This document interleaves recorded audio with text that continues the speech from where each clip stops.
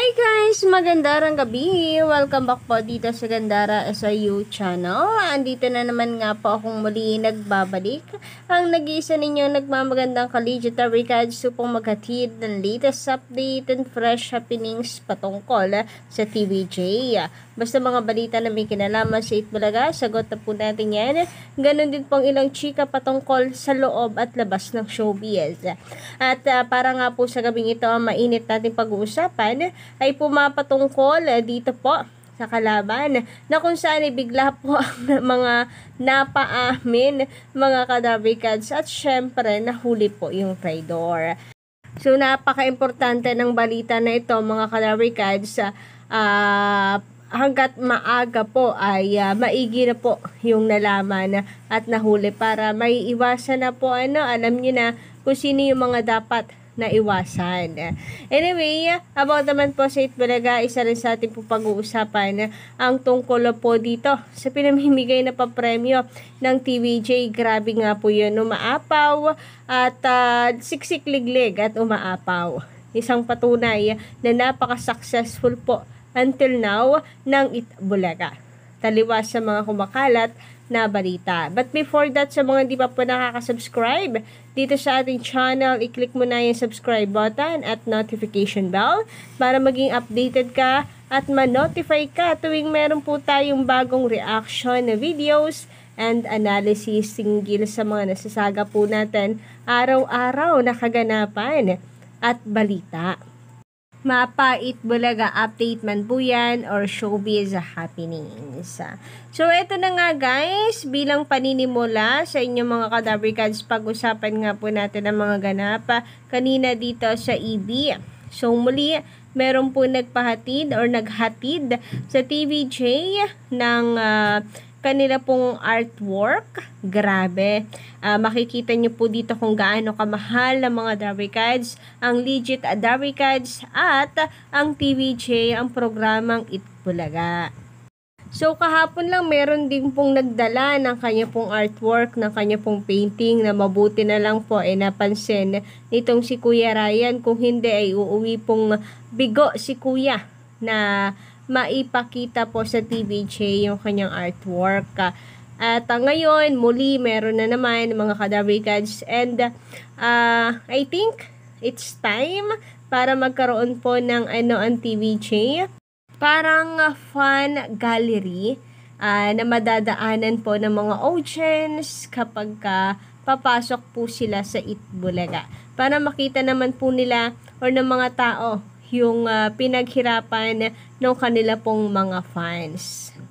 And syempre yung nagbigay para po matuwa. Tingin nyo ba guys? And yung Itbulaga merch naman na pinupush ng mga Dabrikads. Until now meron akong nakikita at nababasa kagaya ng mga sinusuot ni Boss Joey. Trip na trip po nila. Sana nga daw po ay may EB merch na. So, looking forward tayo dyan, mga kadabrikads. Pero, syempre, marami man po tayong mga naiisip na napakagaganda na makakatulong sa EB. Syempre, kung ano po yung priority, siyang uunahin pa rin ng Itbulaga. So, intay-intay lang po tayo. Samantala, grabe nga naman ang Itbulaga, mga kadabrikads. Nagpaulan na naman po ng papremyo. Kanina po sa EB ay 80,000 pesos ang nakuha ni nanay. Kahapon din guys, napakataas ang pinamimigay na papremyo ng Itbulaga. Masasabi po natin na talagang ang TVJ ay napakagalante pa rin sa pamimigay po ng papremyo at napakalaking taliwas nito sa sinasabing nagtitipid ang TVJ production. Katunayan yan, sa araw-araw, almost 300k ang pinamimigay na papremyo ng TVJ. So, paano pong nalulugi? Kung tutuusin, walang-wala po ito sa pinamimigay na papremyo ng kalaban. Pagdating po talaga sa mga prizes ay taob po ng Itbulaga ang kalaban. And dito naman, speaking of EB, sa kanila naman pong live views count ay lumalaban din ang EB. Napakataas po na yung live viewers nila sa Sugod Bahay. Ito nga po at nasa 85,000 live viewers po sila. Alam ko na may mas mataas pa na live views at hindi po tayo masyadong nagyayabang naman pero tayo po ay happy na sabi ko nga nakikipaglaban ang TVJ sa online views. Without boosters, yan po ang tatandaan natin kadarikads, purely pagmamahal ng Pilipino. Yung views ng Itbulaga. Samantala, dumako naman po tayo dito sa trending na si Mayor Vico Soto. Ang anak po ni Bossing Vic Soto na hindi po natin may pagkakaila na napakahusay na leader. And ngayon, katunayan yan ay trending po siya sa social media at ipinaglalaban ng taong bayan, lalo na po sa mga mapanirang tao, mapanirang kalaban na gusto pong agawin sa kanya ang pwesto. Trending din kasabay po niyan ang Itbulaga. Kasi ba naman yung ginawa nga po ng mga nagrarally ay na umamin na sila po ay mga recruit lamang, na sila ay mga pinick up lamang para mag-rally sa Pasig. Mga taga Quezon City po sila. Napakaganda lang din po ng approach kasi nitong si Mayor Vico, kaya na-starstruck. Palagay ko na-starstruck po itong mga nagrarally na ito sa sobrang kalmado ni Mayor Vico makipag-usap. Kaya napaamin sila. Kala siguro nila nga daw po ay nanonood, ay nasa Itbulaga sila. May camera, kamukha ni Bossing, itong si Mayor Vico. Sabi nga dito, Vic na Vic daw po ang kilos ni Mayor Vico Soto. And hindi may pagkakaila na anak ng isang komedyante. Pero ganun pa man guys, napaka-professional, napaka-educated person ng kanya pa rin pong datingan kahit hinuhuli po niya yung mga nagrarally.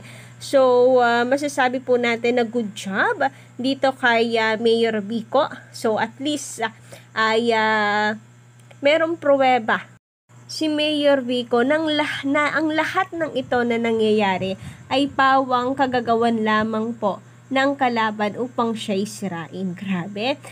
Mukhang naamoy na po natin tuloy ang sunod na eleksyon. Ang eleksyon kadarikads dahil nag-step forward na ang mga kalaban. Sinisimula na po nila ang paninira kay Mayor Vico Soto kasi alam nila na mahirap itong kalabanin at malakas na bayan. Sabi nga po dito, akala daw po ata ng mga nagrarally ay meet and greet. Naging fun boy and fun girls bigla sila. Akala daw po yata nila si Bossing yung kanilang kaharap. So alam ko kahapon pa to mga kadarikads, pero until now ay talagang trending pa rin dito sa Pilipinas itong si Mayor Vico. Ngayon lang po yan, in-screenshot ko po. Until now, trending po sa social media itong si Mayor Vico. And dami nga pong Itbulaga. Kasi sabi nga po dito ng mga viewer or ng mga netizens, commentors, ginawang audience ba naman ng Itbulaga yung mga protesters, haha. Pero kidding aside, napakabihira na netong mga ganitong politiko na humaharap mismo sa mga nagpo-protesta. Maganda naman po yun, guys, na siya mismo yung humaharap para alam niya mismo yung inirereklamo, yung tinig, yung dinadaing ng mga nagpo-protesta, mauunawaan niya, at kung mali ang mga nagpo-protesta, may papaliwanag po ng maayos. Yun nga lang ay delikado pa rin. Ang hirap Safety po yung kalaban din dito. Lalo na't mukhang ang kalaban ni Mayor Vico ay seryoso na siya po ay pabagsakin. Kita niyo naman at gusto po siyang ipakulong dahil corrupt daw. Nako, kung si Mayor Vico po ang corrupt, paano pa naman po yung ibang mga politiko dyan? Sabi pa dito, Itbulaga audience ang datingan na haha. Galing. Ang galing ni Mayor Vico. Talaga naghiyawan pa po Mga proud pa po sila na taga Quezon City sila. Kasi nga parang nawala po sa isip nila na sila po ay mga hakot lang. Na-starstruck nga po kay Mayor Vico. Sabi pa dito, nakakatuwa talaga itong si Vico. Hindi mo talaga may kakaila na anak na isang comedian. Napaka-diplomatic mo pa din. Pero tawang-tawa ako na napaamin mo sila na taga QC sila at hindi taga Pasig. So, eto nga puro Itbulaga po yung laman ng X ngayon na kung saan akala nga daw po ng mga protesters nakasali sila sa contest sa Itbulaga. Kung maka-woo daw, maka-proud na proud pa na taga QC sila. So, ito pa guys, ang dami talagang nagko-komento po na nakalimutan nila na mga hakot lang sila dahil akala nila nasa Itbulaga. Paano ba naman si Mayor Vico galawang Itbulaga yung ginawa para mahuli po yung mga ito. Samantala, isa pa, kung bukod po dyan sa pagiging maayos, mahinahon na pag-handle ni Mayor Vico sa mga nagrarally, isa pa din po ito sa papuri na natatanggap ni Mayor Vico, yung tungkol po doon sa kausap niya. Wala po kasi akong alam sa politika, pero guys, mukhang ito traidor yung itong kausap na ito ni Mayor Vico. And sinasabi nga guys, na wag mo akong lokohin. Ganun pa man ay harap-harapan na siyang niloloko, ay napakamahinahon pa rin nitong si Mayor Vico. Kung iba-iba ito, ibang mayor to, ay tatamaan po talaga ng lintek itong taong ito. Kasi harap-harapan pa na nagsisinungaling, nahuli na nga po siya sa akto. So kayo guys, ano pong inyong masisay patungkol po dito? Just comment down below and don't forget to click the subscribe button and notification bell para po sa iba pang mga balita.